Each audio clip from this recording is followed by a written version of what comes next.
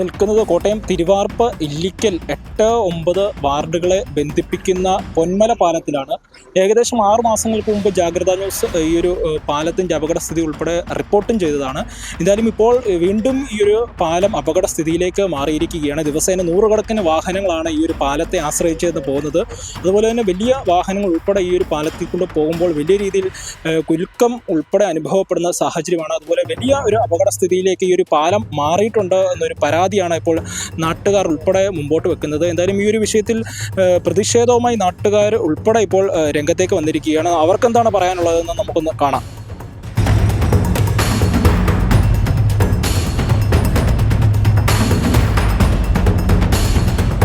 ഏതാണ്ട് 1 വർഷക്കാലമായി ഈ പൊന്മല പാലം അപകടാവസ്ഥയിലായിട്ട് 1 വർഷം തികയുകയാണ്. വണ്ടികളെല്ലാം ഇതിലൂടെ കടന്നു പോകുമ്പോൾ ഈ പാലം ഒന്നാകെ കുലുങ്ങുകയാണ്. വലിയ അപകട ഭീഷണിയായിട്ട് 1 വർഷം തികയുമ്പോൾ അധികാരികളുടെ മുന്നിൽ ഈ വിഷയങ്ങൾ നാട്ടുകാരും അതുപോലെ പൊതുപ്രവർത്തകരും എല്ലാവരും ഇത് ശ്രദ്ധയിൽപ്പെടുത്തിയിട്ടുള്ളതാണ്. പക്ഷെങ്കിൽ നാളെ ഇതുവരെയായിട്ട് ഗവൺമെൻറ്റിൻ്റെ ഭാഗത്തു നിന്നും യാതൊരുവിധ നടപടിയും സ്വീകരിക്കാൻ പറ്റുന്നില്ല. ഈ പാലത്തിൻ്റെ അപ്രോച്ച് റോഡുകൾ 2 ഭാഗത്തും തകർന്നു കിടക്കുകയാണ്.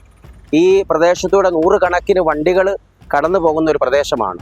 ഒരുപാട് ആൾക്കാർ തിങ്ങി പാർക്കുന്ന ഈ മേഖലയിൽ ഈ പാലം വലിയ ഉപകാരപ്രദമായിട്ട് നിൽക്കുന്ന സാഹചര്യത്തിൽ ഈ ഏത് നിമിഷവും ഇത് തകർന്നു പോകുന്ന സ്ഥിതി വിഷയത്തിലേക്ക് ഇത് മാറുകയാണ്.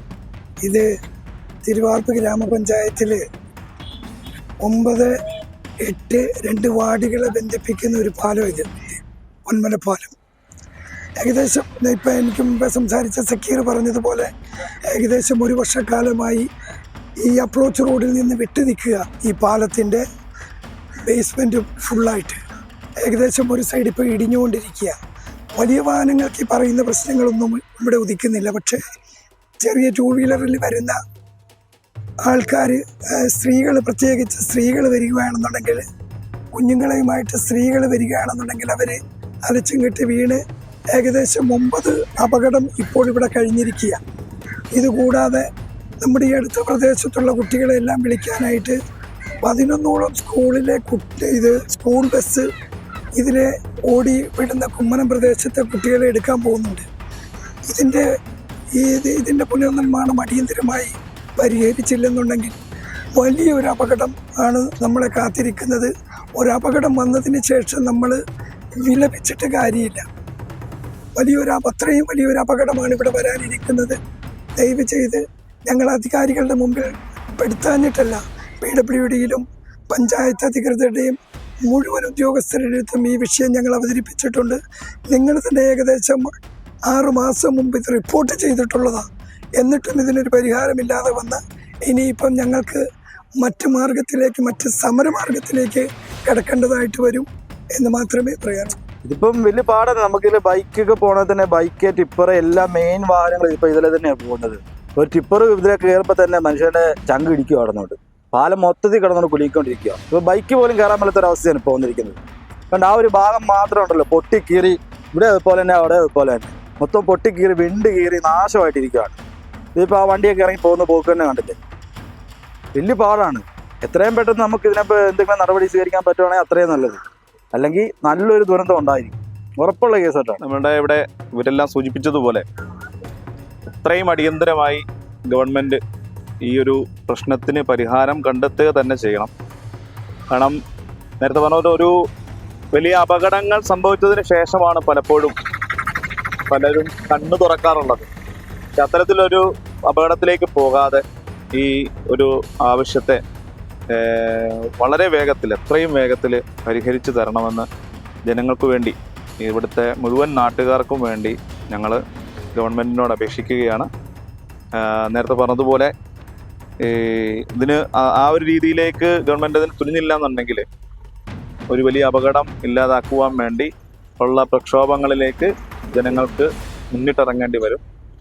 സ്പീഡിൽ വരുന്ന രാത്രിയിലൊക്കെ നമ്മളിപ്പോൾ സ്പീഡിൽ ഇതിനെ അറിയാത്ത ആളെ സംബന്ധിച്ചിടത്തോളം നേരെ വന്നിപ്പോൾ ബൈക്കൊക്കെ ആണ്, 2 വീലറൊക്കെ ആണെങ്കിൽ നല്ല രീതിയിൽ അപകടം സാധ്യതയുള്ള ഒരു അവസ്ഥയാണ് ഇപ്പോൾ നിലവിലുള്ളത്.